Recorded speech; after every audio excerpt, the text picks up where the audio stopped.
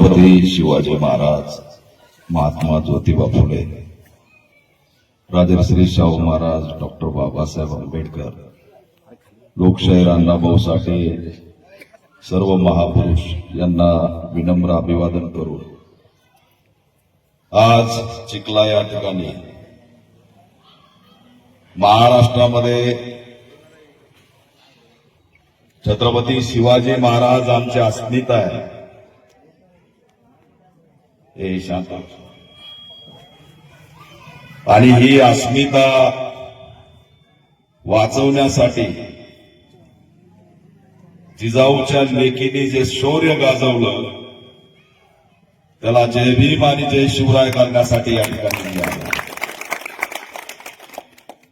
ज्यावेळेस ही घटना बघितली तळपायाची आग मस्तकाला घेतली की हा महाराष्ट्र छत्रपती शिवाजी महाराजांचा महाराष्ट्र,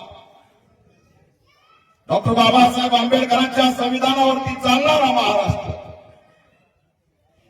आणि जनावरांसारखी माणसं कशी काय दिसू शकतात. त्यावेळेस आमच्या आईचं त्या ताईचं चित्र बघितलं ते अनेकांनी फेसबुक व्हॉट्सअपला व्हायरल केलं. पहिल्यांदा मला असं वाटलं की मी हे व्हायरल नाही केलं पाहिजे. अरे बहीण आहे आमची, त्या बहिणीचे ज्या प्रकारचा व्हिडिओ आला त्या बघून वेदना झाल्याशिवाय राहणार नाही. काय काय म्हणावं या महाराष्ट्रामध्ये कशा प्रकारे जनावरांसारख्या विचाराचे लोक असू शकतात. गुन्हा काय, आपल्या समाजाला न्याय मिळावा म्हणून लढलं, त्यांना एका अचानक टार्गेट झालेलं नाही, पुतळा बसवला, हल्ला केला हे नाही. आम्ही ओळखतो कार्यकर्त्याचं संकट काय असतं. दीपक केदारवर सुद्धा हल्ले झाले, संजीवनी ताईला फक्त पुतळ्यापुरता हल्ला केलेला नाही तर ती जय शिवरायचा नारा बुलंद करते म्हणून तिच्यावरती हल्ला केलेला आहे. अनेक आंदोलनात दिसते, मनोदाना सोबत दिसत आहे. अरे राजकारण वरच्या स्तराचं असतं बाबा, त्याच्याकडे लक्ष नका देत जाऊ. राजकारण गावात आलं की गाव हे संपल्याशिवाय राहत नाही. एक काळ होता गाव एकोपानी राहायचं, पण आज ती स्थिती दिसत नाही. आज महापुरुष वाटून घ्यायला लागले. अरे छत्रपती शिवाजी महाराज या ठिकाणी एका जातीपुरते मर्यादित असू शकत नाही. त्यांना कशा प्रकारे या ठिकाणी कुणी विरोध करतो हाच मला प्रश्न या ठिकाणी पडला. छत्रपती शिवाजी महाराजांना विरोध होता, बरं जागा काही बापाची नाही, कुणाची जागा आहे? जागा सरकारी आहे. पुतळा लावलाय, चांगला दिसतोय, अंगणवाडीच्या समोर लावलाय. उद्या छत्रपती शिवाजी महाराजांच्या पुतळ्याकडे बघून लहान लहान लेकरं पुढे येतील आणि त्यांचं भविष्य करतील. हा पुतळा प्रेरणा आहे आणि त्याला विरोध करण्यामागे जातीवाद याला कुणी नाकारू शकत नाही. कितीही म्हणलो तरी याच्यामध्ये जातीवादाचा वास आल्याशिवाय या ठिकाणी दिसत नाही, अशी स्थिती आहे. आणि म्हणून मी बऱ्याच वेळेचं पोलिसांना बोलवतोय, कुणी यायना, पीआय यायना, डीवायएसपी यायना, आम्हाला उत्तर द्या, तो आरोपी कुठे आहे? मुख्य आरोपी आतापर्यंत अटक का नाही? मुख्य आरोपीला त्या ठिकाणी आतापर्यंत अटक झालेली नाही. पोलीस यंत्रणा मुख्य आरोपीला पाठीशी घालण्याचं काम करते का? हा प्रश्न सुद्धा आम्ही या माध्यमातून विचारतोय. तो जो काही मुख्य आरोपी आहे त्याला सुद्धा अटक झाली पाहिजे, ही ऑल इंडिया पॅंथर सेनेची या ठिकाणी मागणी आहे.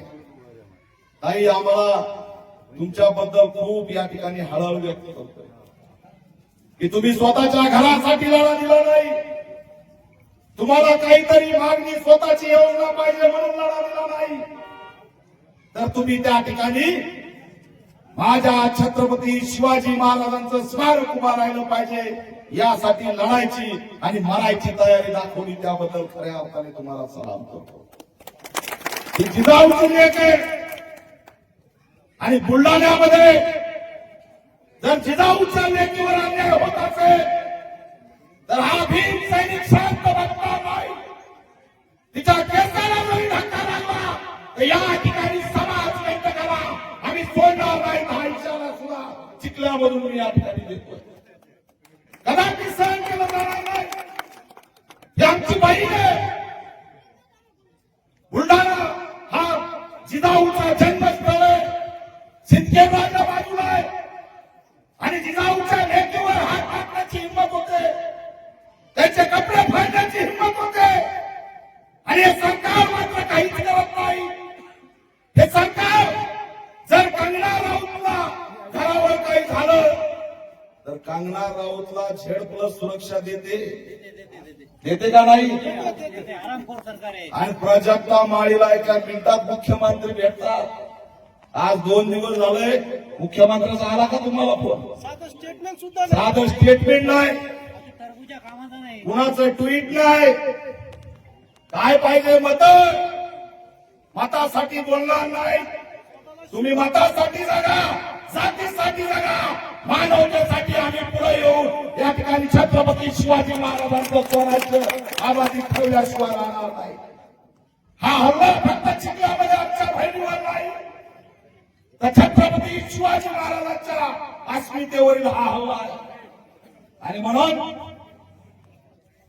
ठामपणे सांगतोय, 2च राजे इथे जन्मले, बरोबर आहे की नाही?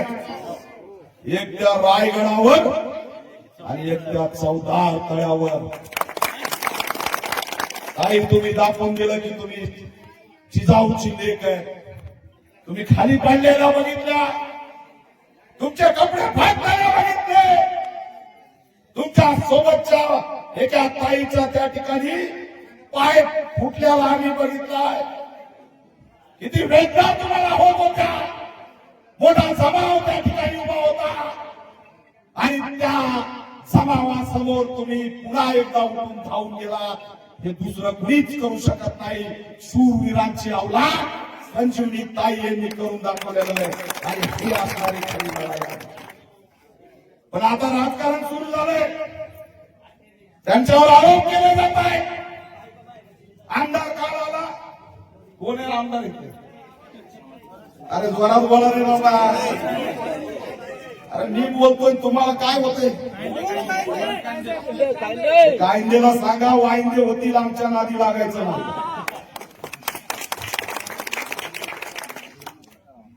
येऊ द्या, मंत्री उशिराच येत असतो, निवडणुकीच्या आधी लवकर येत असतो, काही फरक पडत नाही.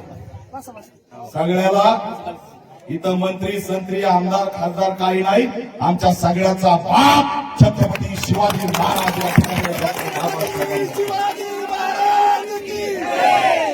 अटक करा म्हणून यायला पाहिजे, आरोपीला अटक करायला यायला पाहिजे. ते आमदार एकीकडे म्हणतात माझा समज नाही, तुम्ही चांगले असाल, पण मला सांगा हा आरोपी फरार कस काय झाला? फरार कुणामुळे झाला? याला पळून कुणी लावलं? मुख्य आरोपीला 24 तासाच्या आत अटक करा, नाहीतर आमदार तुम्हाला एक्सपोज केल्याशिवाय आम्ही राहणार नाही. हा इशारा सुद्धा या माध्यमातून आम्हाला सगळं कळतंय, कोणी कुठं लपवलंय, काय केलंय, कोण पाठीशी आहे. आणि आता पुन्हा आमच्या ताईला टार्गेट होणार. मी सांगतो तुम्हाला काय असतंय ते. तुम्ही जर एकत्र राहिले नाही, एकजुटीने ताईच्या मागे राहिले नाही तर ताई एकटी पडून एवढं लक्षात ठेवा. आम्ही तिला एकटी पडू देणार नाही. आम्ही लय सगळ्याला नीट करून आलो. तुम्हाला माहितीये सरपंच संतोष देशमुखचं प्रकरण नीट करून आलोय. कोणी कुत्रे आमच्या पुढे काहीच करत नाही. त्याच्यामुळं दादागिरीची भाषा कुणीच करायची नाही. हा जातीचा लढा नाही, समाजकंटकाच्या विरोधातला लढा आहे.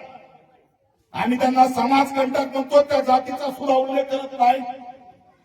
जातीवाद असता तर गोपीनाथ मुंडे एवढ्या वेळेस खासदार झालेच नसते. त्यांना मराठा आणि दलितांनी मतदान केलेलं आहे. पण आज फॅशन बदलली, जातीपुरतं मर्यादित राहायची सवय झालेली आहे. मानवताचं कुणालाही काही घेण देणं पाडलेलं नाही.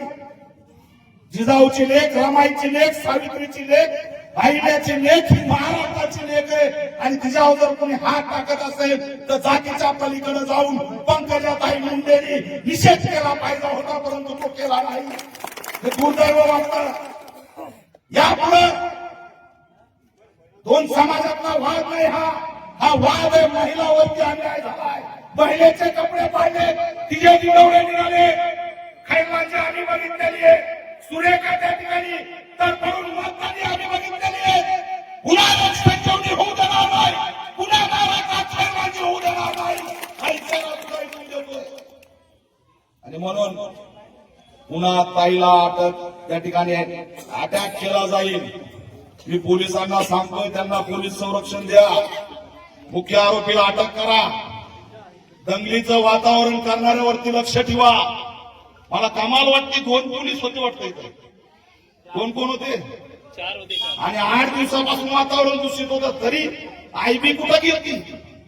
त्याला इंटेलेक्च्युअल ब्युरो म्हणतात. आयबीला हे कळतं दीपक केदार कोणत्या दिशेने चाललाय, पण आयबीला हे कळा नाही तर दंगल होणार आहे. अरे कुणाला विरोध करताय? छत्रपती शिवाजी महाराजांना विरोध. काय त्या जिजाऊ आणि छत्रपती शिवाजी महाराजांचे उपकार आपण विसरू शकतो का? आज आपलं जे काही अस्तित्व आहे ते ह्या सगळ्या महापुरुषांमुळे. आज आपण जे स्वाभिमानाने ताठमानाने जगतोय, आज आपण कष्टकरी कामगार म्हणून रयतेचे स्वराज्य भोगतोय, त्याला जर कोण कारणीभूत असेल तर छत्रपती शिवाजी महाराज कारणीभूत आहेत. त्या पुतळ्याला तुम्ही विरोध करताय, लाज वाटत नाही? काय करायला निघालो ह्याची लाज वाटत नाही? अरे त्या ताईचा सन्मान करायचा हा पुतळा बसवला म्हणून तर तुम्ही तिचे कपडे फाडताय, आणि कपडे फाडल्या पुन्हा म्हणताय जातीवाद आहे. जातीवाद नाही, हे समाजकंटक आहे. ज्यांनी या ताईवर अटॅक केलाय ते समाजकंटक आहेत, आणि त्यांच्यावरती मोक्यासारखी कारवाई झाली पाहिजे, ही तुला आमची या ठिकाणी मागणी आहे. मी डीवायएसपी एसपीना आवाहन करतो, नेते येतील जातील, पुन्हा शांतता होईल, आणि मग आम्ही ताईवर गुन्हा दाखल करू, 2 गटातलं वाद म्हणू. तुम्ही जर संजीवनी ताईवर गुन्हा दाखल केला एसपी, तर बुलढाण्यामध्ये निळ आणि फगो वादळ काय असतं ते पाठवून दिल्याशिवाय राहणार नाही. तुमच्या पोलीस स्टेशनवर कोणता जमाव यायला लागलाय, काय नाटकं सुरू आहेत हे सगळे आम्हाला कळते. तिला जर एकटा पाडण्याचा प्रयत्न केला तर महाराष्ट्रामध्ये या राखा याचे परिणाम झाल्याशिवाय राहणार नाही. आपल्या विचारा, तुम्ही त्यांना एकटं पाडू नका. माझ्या बहिणीच्या अंगावरचे कपडे ह्यांनी फाडले, तिकडे छत्रपती शिवाजी महाराजांनी आया बहिणींच्या रक्षणासाठी अनेकांचे हातपाय तलवारीने वेगळे केले. तलवारीचा राज नसला म्हणून तुम्ही इथं आमचे हल्ले करू नका.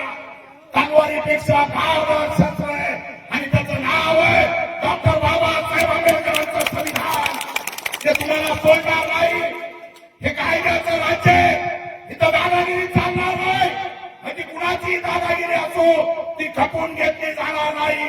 आणि काही सहन करू तर जिजाऊच्या लेकीवर हात टाकला तर हा भीम सैनिक मावळा शांत बसणार नाही. हा इशारा आम्ही या ठिकाणी द्यायला. बाबासाहेब आंबेडकर की जय. गाव चांगलंय तुमचं, गावाला जपा, सामाजिक सलोखा ठेवा, एकत्रित राहा. जात नाही तर समाजकंटक त्यांना नाव द्या, आणि गाव एकत्र ठेवून या गावामध्ये छत्रपती शिवाजी महाराजांसहित सगळ्या महापुरुषांचे पुतळे उभा करा. सगळ्या विद्यार्थ्यांना कळू द्या, नव्या पिढीला कळू द्या की आपल्या बापाने आपल्यासाठी काय केलंय ते सुद्धा गरजेचं आहे. आणि म्हणून हे नाव तर दिलंय, परंतु या अंगणवाडीला सुद्धा आता छत्रपती शिवाजी महाराजांचं नाव द्या अशी सुद्धा मागणी या माध्यमातून करतो. आणि क्रांती महत्वाची, माझ्या ताईचे कपडे फाटलेले बघितले, संजीवनीताई, हा भाऊ तुझ्या पाठीशी ठामपणे उभा आहे. आणि म्हणून मी तुला या ठिकाणी शाल आणि साडी द्यावा या ठिकाणी आलो.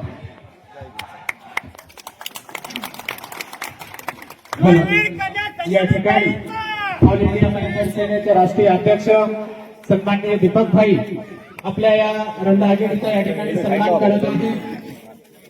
ताईंचा सन्मान या ठिकाणी ऑल इंडिया पॅन्थर सेनेचे राष्ट्रीय अध्यक्ष सन्माननीय दीपक भाई हे या ठिकाणी ताईंचा सन्मान करतात. हॅलो, सर्वांना विनंती आहे की कृपया आपण पेंडॉल मध्ये बसून घ्यायचं आहे. या ठिकाणी ताईचा सन्मान ऑल इंडिया पॅन्थर सेनेचे राष्ट्रीय अध्यक्ष सन्माननीय दीपक भाई